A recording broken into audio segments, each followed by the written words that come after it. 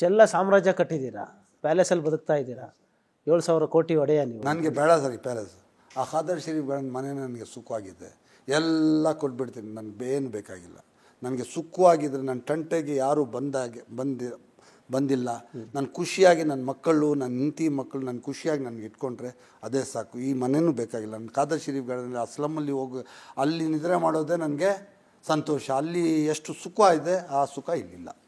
ಕೊನೆಯದಾಗಿ ವೀಕ್ಷಕರಿಗೆ ಏನು ಹೇಳ್ತೀರಿ? ಈಗ ಕೋಟಿ ಕೋಟಿ ಮಾಡಿ ಅದನ್ನು ಉಳಿಸ್ಕೊಳ್ಳೋಕೆ ನಾನು ಪ್ರತಿನಿತ್ಯ ಒದ್ದಾಡ್ತಾ ಇದ್ದೀನಿ, ನನ್ನ ಕುಟುಂಬಸ್ಥರೇ ದುಡ್ಡಿನ ಮೇಲಿರೋ ಪ್ರೀತಿ ನನ್ನ ಮೇಲಿಲ್ಲ ಅನ್ನೋ ರೀತಿ. ಅದು ಕರೆಕ್ಟ್.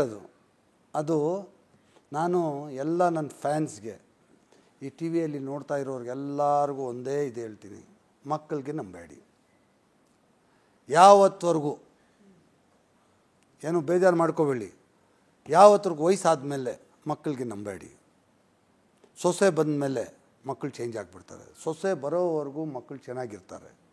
ಸೊಸೆ ಬಂದ ಮೇಲೆ ಆ ಮಕ್ಕಳು ಚೇಂಜ್ ಆಗಿಬಿಡ್ತಾರೆ. ಅದಕ್ಕೆ ಯಾರೇ ದುಡ್ಡನವ್ರು ಇರಲಿ, ರಿಟೈರ್ಡ್ ಆಫೀಸರ್ಸ್ ಇರಲಿ, ರಿಟೈರ್ಡ್ ಜನ ಇರಲಿ, ಎಜುಕೇಟೆಡ್ ಇರಲಿ, ಅವ್ರಿಗೆಲ್ಲ ನಾನು ಮನವಿ ಮಾಡಿ ಕೇಳ್ಕೊಳ್ಳೋದು, ರಿಕ್ವೆಸ್ಟ್ ಮಾಡಿ ಕೇಳ್ಕೊಳ್ಳೋದು ಅಂತಂದರೆ, ನೀವು ಸಾಯೋವರೆಗೂ ನಿಮ್ಮ ಕಂಟ್ರೋಲಲ್ಲಿ ಇಡಿ. ಮಕ್ಕಳಿಗೆ ಏನೇ ಪವರ್ಸ್ ಕೊಡಬೇಡಿ. ಸತ್ತ ಮೇಲೆ ಎಲ್ಲ ಯಾರಿಗೋಗುತ್ತೆ? ಆ ಮಕ್ಕಳಿಗೆ ಹೋಗುತ್ತೆ. ಆ ಯಜಮಾನ ಥರ ಆ ರೈಟ್ ಸೈನಿಂಗ್ ಅಥಾರಿಟಿ ನಮ್ಮ ಕೈಯಲ್ಲಿ ಇಟ್ಕೋಬೇಕು, ಮಕ್ಕಳಿಗೆ ಕೊಡಬಾರ್ದು. ಮಕ್ಕಳಿಗೆ ಕೋಟಿ ಕೋಟಿ ಆಸ್ತಿ ಮಾಡಿಡಬೇಕು, ಮುಂದೆ ಮರಿ ಮೊಮ್ಮಕ್ಕಳಿಗೆಲ್ಲ ಇಡಬೇಕು ಅಂತಾರಲ್ಲ, ಎಲ್ಲ ಅವ್ರಿಗೇನೆ ಇಟ್ಟಿರೋದು. ಅದೇ ಕಂಟ್ರೋಲ್. ಸಾಯೋವರೆಗೂ ನಿಮ್ಮ ಹತ್ರ ಕಂಟ್ರೋಲ್ ಇಟ್ಕೊಳ್ಳಿ. ನಾಳೆ ಸಾಯ್ತೀನಂದ್ರೆ ಇವತ್ತು ಅದೇ ಕಂಟ್ರೋಲ್ ಇಟ್ಕೋಬೇಕು. ನಾಳೆ ನೀವು ಡೆತ್ ಸರ್ಟಿಫಿಕೇಟ್ ತಗೊಂಡೋಗಿ ಅವರು ಆ ಬ್ಯಾಂಕಲ್ಲಿ ಇರೋ ಅಕೌಂಟ್ ದುಡ್ಡನ್ನ, FD ಮಾಡಿರೋ ದುಡ್ಡನ್ನ ನೀವು ಸತ್ತ ಮೇಲೆ ಆ ಡೆತ್ ಸರ್ಟಿಫಿಕೇಟ್ ತಗೊಂಡೋಗಿ ಆಮೇಲೆ ಅದನ್ನು ಚೇಂಜ್ ಮಾಡಿಕೊಂಡು ಆ ಮಕ್ಕಳು ಏನಾದರೂ ಮಾಡ್ಕೊಳ್ಳಿ. ಅಲ್ಲಿವರೆಗೂ ನಮ್ಮ ಕಂಟ್ರೋಲಲ್ಲೇ ಇರಬೇಕು ಅಂತ ವಿನಂತಿ ಮಾಡಿ ಕೇಳ್ಕೊಳ್ತೀನಿ ನಮ್ಮ ಕರ್ನಾಟಕ ಜನಕ್ಕೆ. ಕೊನೆಯದಾಗಿ ಮತ್ತೆ ರಾಜಕೀಯಕ್ಕೆ ಬಂದಮೇಲೆ ಇಷ್ಟೆಲ್ಲ ತೊಡಕುಗಳು ಅನುಭವಿಸಿದ್ದೀರಾ, ಇದೇ ರಾಜಕೀಯದಲ್ಲಿ ಮುಂದುವರಿತೀರಾ?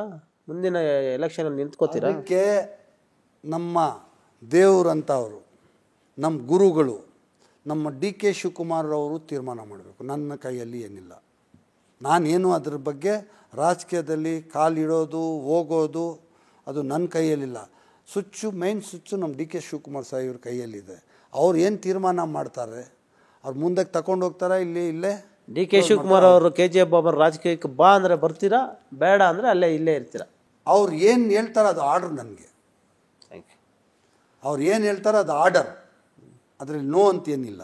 Thank you. ಇಷ್ಟೊತ್ತು ನಮ್ಮ ಜೊತೆ ಮಾತಾಡೋದಕ್ಕೆ KGF ಬಾಬು ಭಾಳ ಥ್ಯಾಂಕ್ಸ್. ಇದು ಲಾಸ್ಟಲ್ಲಿ ಕೊನೆಯದು ಒಂದು ರಿಕ್ವೆಸ್ಟ್ ನಂದು. ಹೇಳಿ.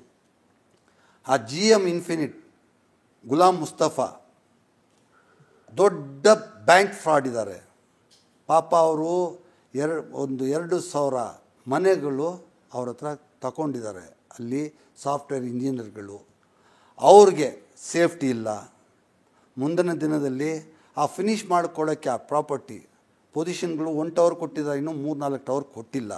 ಆ ಫಿನಿಷ್ ಮಾಡೋಕ್ಕೂ 400-500 ಕೋಟಿ ಬೇಕು, ಅವ್ರ ಹತ್ರ ದುಡ್ಡಿಲ್ಲ.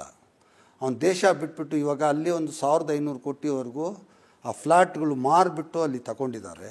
2,000 ಕೋಟಿವರೆಗೂ ಈ ಪೆರಾಮಲ್ ಫೈನಾನ್ಸು, ಎಡೆಲ್ವೈಸ್ ಫೈನಾನ್ಸ್ ಕಂಪ್ನಿಯಿಂದ, ಪೆರಾಮಲಿಂದ 650 ಕೋಟಿ, ಎಡೆಲ್ವೈಸಿಂದ 400 ಕೋಟಿ, IFLಯಿಂದ 235 ಕೋಟಿ ಲೋನು. ಇನ್ನೂ ಬೇರೆ ಬೇರೆ ಬ್ಯಾಂಕಲ್ಲಿ ಅವ್ರಿಗೆ ಲೋನ್ ಇದೆ, ಅದು ನನ್ನ ಹತ್ರ ಡೀಟೇಲ್ ಇಲ್ಲ. ಇದು 3 ಡೀಟೇಲ್ ಇದೆ. ಇವಾಗ ಈ ಫ್ಲ್ಯಾಟ್ಗಳು ಮಾರಾಟ ಮಾಡಿದ್ದಾರೆ. GM ಇನ್ಫಿನಿಟಿ ಮತ್ತು ಪ್ರಧಾನ ಮಂತ್ರಿ ಯೋಜನೆಯಲ್ಲಿ ಏನೇನು ಮಾರಾಟ ಮಾಡಿದ್ದಾರೆ ಅವ್ರಿಗೆಲ್ಲ ನಾನು ಮನವಿ ಮಾಡಿ ಹೇಳ್ಕೊಳ್ಳೋದೇನೆಂದರೆ, ಅವನು ಕೆಲವು ಶೀಘ್ರದಲ್ಲಿ ಲಂಡನ್ನಲ್ಲಿ ಅವನ ಮಗ ಇದ್ದಾನೆ. ಇಲ್ಲಿಂದ ಈ ಕಲೆಕ್ಷನ್ ಮಾಡಿರೋ ದುಡ್ಡೆಲ್ಲ ಲಂಡನ್ಗೆ ಟ್ರಾನ್ಸ್ಫರ್ ಮಾಡ್ಕೊಂಡಿದ್ದಾನೆ. ಅವನ ಹತ್ರ ದುಡ್ಡಿಲ್ಲ. ಎಲ್ಲ ಇವಾಗ ಆ ಕಂಪನಿ ದಿವಾಲ ಆಗುತ್ತೆ. ಅವನು ಈ ದೇಶ ಬಿಟ್ಟು ಓಡೋಗ್ಬಿಡ್ತಾನೆ ಲಂಡನ್ಗೆ. ಅವ್ರಿಗೆ ಪಾಪ ಎವ್ರಿ ಶನಿವಾರ ಭಾನುವಾರ ಅಲ್ಲಿ ಎಲ್ಲ ಈ ಫ್ಲ್ಯಾಟ್ ಓನರ್ಸ್ ಎಲ್ಲ ಬಂದು ರಜಾದ ಟೈಮಲ್ಲಿ ಬಂದು ಗಲಾಟೆ ಮಾಡ್ಕೊಂಡು ಕೂತಿರ್ತಾರೆ. ಅಲ್ಲಿ ರೌಡಿಗಳನ್ನಿಟ್ಟು, ಆನಂದ್ ಅಂತ ಒಂದು ರೌಡಿ ಇದ್ದಾನೆ, ಅವ್ರನ್ನ ಇಟ್ಕೊಂಡು ಅಲ್ಲಿ ಲೋಕಲಲ್ಲಿ ಅವ್ರಿಗೆಲ್ಲ ನಾರ್ತ್ ಸೈಡ್ ಅವ್ರು ಬಂದಿರೋದು ಎಲ್ಲರಿಗೂ ಬೆದರಿಸಿ ಅವ್ರ ಹತ್ರ ಅವ್ರು ಬಂದು ಪೊಸಿಷನ್ ಕೇಳ್ತಾರೆ, ಅವ್ರಿಗೆ ಹೊಡೆದು ಇದು ಮಾಡಿ ಅವ್ರಿಗೆ ಬೆದರಿಸಿ ಕಳಿಸ್ತಾರೆ. ಮೊನ್ನೆ ಶನಿವಾರನೂ ಹೆಬ್ಬಗುಡಿ ಪೊಲೀಸ್ ಸ್ಟೇಷನಲ್ಲಿ ಒಂದು FIR ಈ ಗುಲಾಮ್ ಮುಸ್ತಫಾ ಮೇಲೆ ಆಗಿದೆ. ಇದಕ್ಕೆ ಪಾಪ ಅವ್ರಿಗೆ ನ್ಯಾಯ ಕೊಡಿಸ್ಬೇಕು.